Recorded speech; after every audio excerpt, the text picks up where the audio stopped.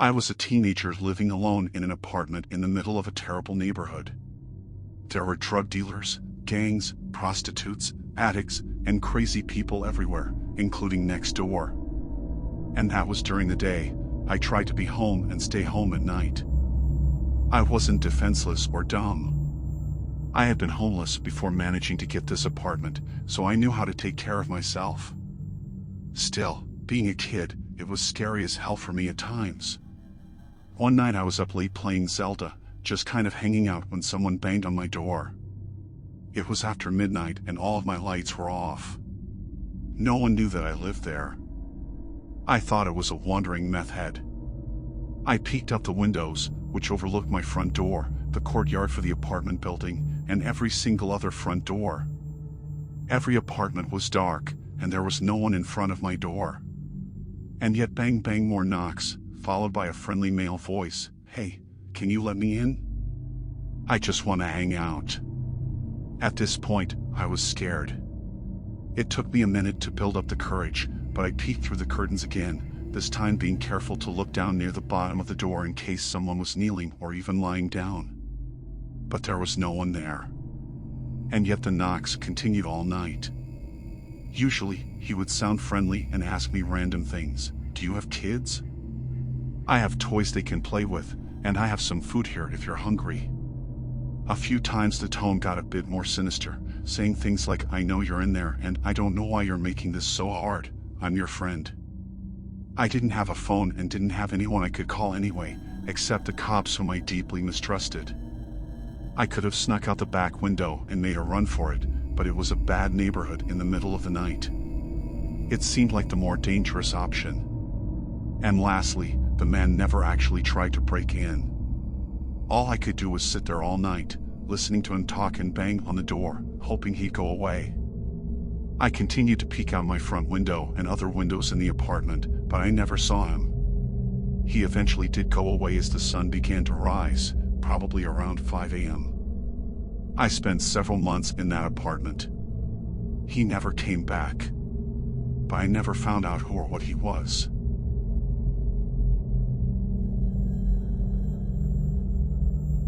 I came home to my 5-bedroom house at around 7:30 p.m.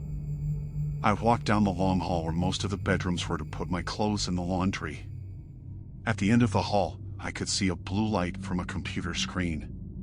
Before going into the laundry, I poked my head into the end room and saw what I assumed was my father-in-law sitting at the computer desk, that blue light shining on his bald head. I grunted hello and went into the adjacent laundry. While I was putting my clothes into the washer, I realized that my father-in-law wasn't even in the country. He lived overseas and would visit. I was home alone in a laundry at the far end of the house, and I had seen something sitting in the next room that should not have been there.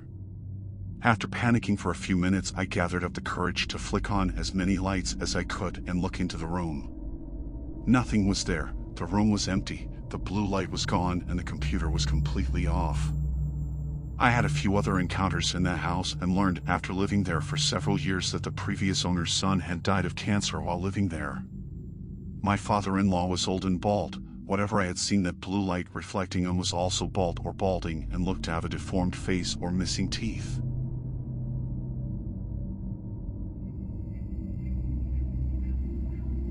This didn't scare me as much as made me more aware of my surroundings, was extremely eerie and rememberable.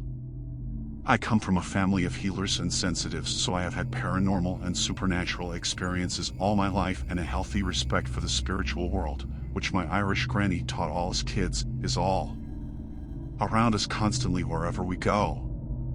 I have never had any experiences with a black-eyed child/children before. I don't even know if it was that, but it's the nearest that it might be. It was about 7:30 a.m. I had gone back to bed to catch up on sleep after getting up with my husband and seeing him off to work. I was just drifting off to sleep again with my eyes lightly closed when the voice of my deceased grandmother said clear as a bell, "Be careful, Pat." I have heard Gran many times before, so the only thing that made me uneasy was what I had to be careful of. Mentally still very aware of Gran's warning, but reassured that my guardian angel was around me, I settled back down again. Again, my eyes were lightly closed when I heard a light tap on the bedroom window. We live in a council bungalow, Our small paved back garden is blocked off from the neighbors either side, and our bedroom is directly inside it to save room. Telepathically, I could see through the window and curtains a small, still figure standing pressed up against the window.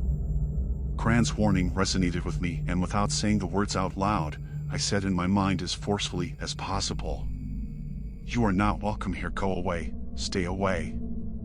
I really don't remember much more after that until I woke up around 9:30 a.m. Later that day I did smudge the home again. I had already smudged the bungalow that month. My cousins and I have always smudged our homes every month as Gran did, as it banishes negative energy as well as unwanted spirits. I have always thought of this as a kind of waking dream, but there is a little doubt in my mind, and I'm thankful as ever to my Gran for her warning.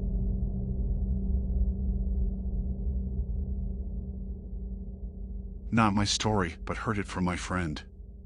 He was watching videos on YouTube when suddenly someone attacked him and nearly killed him. My friend ran for his life and reported it to the police. The police apprehended the guy and asked him why he attacked my friend. He answered, "He was not subscribed to unearthly terrors, that's why I need to kill him. So please subscribe."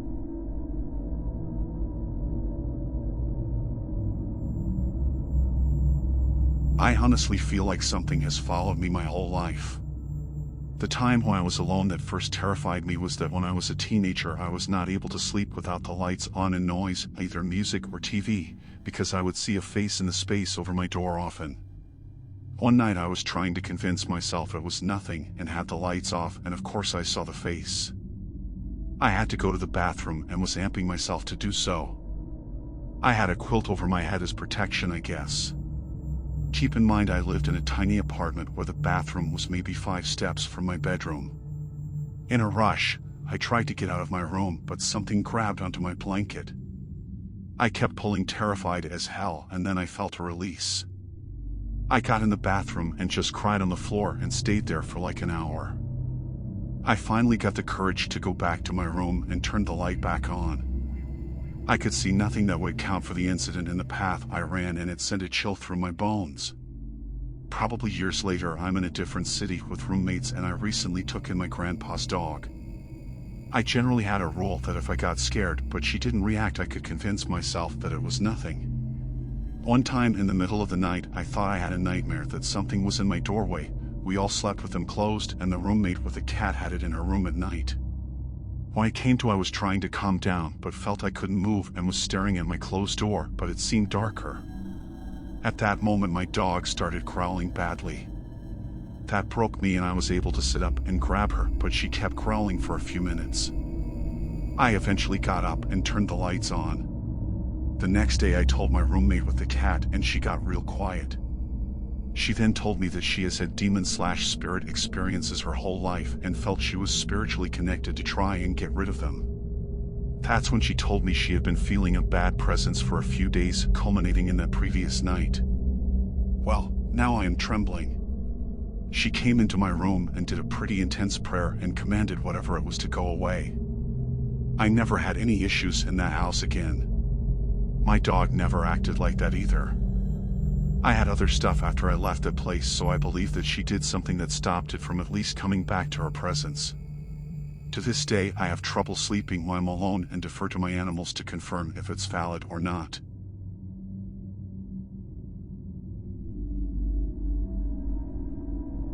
When I was dating my now husband when we were 18, he still lived at his parents' house. I would stay over there sometimes, and his room was upstairs, parents' room downstairs. There was a big common area with a pool table upstairs as well as a bathroom and another bedroom. No one used the spare bedroom at the time. Before this time I had never had anything happen to me like this, so it chilled me to the bone, honestly. When I would come over there, he usually had just gotten off work and had to shower in the downstairs bathroom because the upstairs only had a bathtub. I was sitting in his room just listening to music and looking at my phone, and he had one of those older box TVs in his room and it was off. I had felt something kind of eerie upstairs before, but just never thought anything of it. I felt something weird, and when I looked up at the TV, I could see a dark shadow behind me. I freaked out and ran down the stairs, and he was just heading up after his shower. I told him about it, and he said he had similar things happen growing up there. Since he was upstairs now, I felt a little less scared, and we ended up hanging out and watching a movie. Several nights later, I stayed the night and we were sleeping, and he always slept with his door closed. I heard creaks like footsteps outside of his bedroom window, and I swore I could hear a creepy breathing sound. I was stuck frozen in terror and couldn't move or speak to wake him up. It made the weird sound and creeping for a few minutes until I was able to move enough to wake him up. Then it stopped and I couldn't sleep well after that. Luckily, he stayed awake long enough for me to fall back asleep. Another night we were home alone with his parents and watching a movie downstairs. They had 2 cats and we were sitting on the couch, and we heard just above us from upstairs a boom and then running sound across the upstairs floor. I freaked out and said, "What the heck was that?" His face had a look, and then he said, "Oh, that was prob just our cats running around, and they prob were on the pool table and jumped down." I was able to breathe and feel better until I looked into the dining room from the couch and saw both cats downstairs. One sleeping on the dining table and the other on the floor. When I pointed out that both cats were right there downstairs with us, he freaked out too because he realized that the sounds we heard weren't from the cats. He told me that he had stuff like this happen a lot living there, but he didn't want to tell me because he knew it would scare me. After those few things happened, I begged him to just stay over at my house instead because his house seemed haunted. This house was a rental that they had been living in for about 18 years at the time, and a little while later we moved in together and his parents bought a house nearby. That house is still being rented by new tenants now, and when we drive by it I can't help but wonder if there are still things happening there and if the new tenants experience random things to this day. Uneasy face, very eerie feeling, and it felt like an evil presence, not a nice spirit. Very creepy for sure.